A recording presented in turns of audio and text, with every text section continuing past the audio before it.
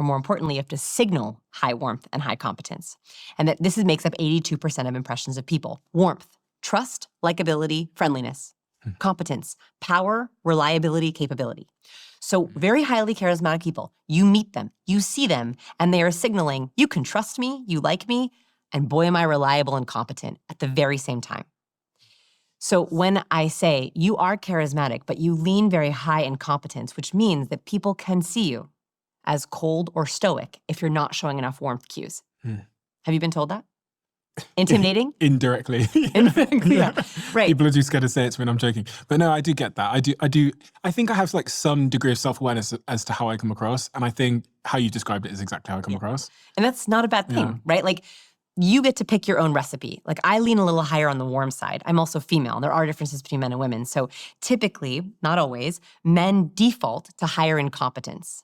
Women are defaulted to higher in warmth. Typically, not always. This isn't a bad thing, but you should know that if you are trying to come across as warmer on your team, you're trying to inspire more collaboration, you're trying to make more friends, you want to dial up your warmth cues.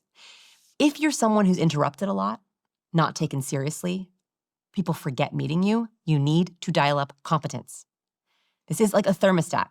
You can dial up warmth cues and dial up competence cues, and this changes the way people treat you. So I have 5 power cues for competence, and I have 5 warm cues for warmth. We're going to go through all of those. Yes. I saw this wonderful graph which kind of explains it, which I'll put on the screen for anyone that's watching. And this was really, really interesting. There's a danger zone. The danger zone, I'm guessing, is when you're low warmth and low competence. That's it.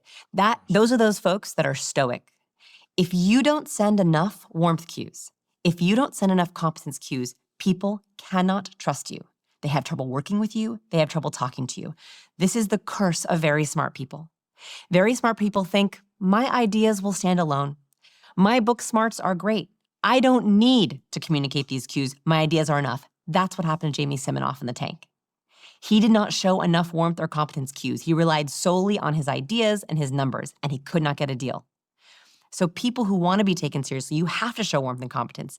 The other problem with highly competent folks, and you lean higher in competence, so this is for you too, which is, this is directly from the research.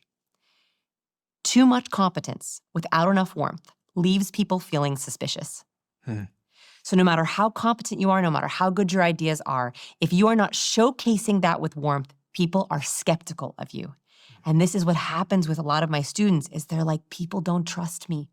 They don't believe my ideas. They're skeptical. I get pushback, or I do sales trainings. They can't close. People push back on their numbers. And that is because some part of them is saying, I hear your competence, but you're not giving me enough warmth.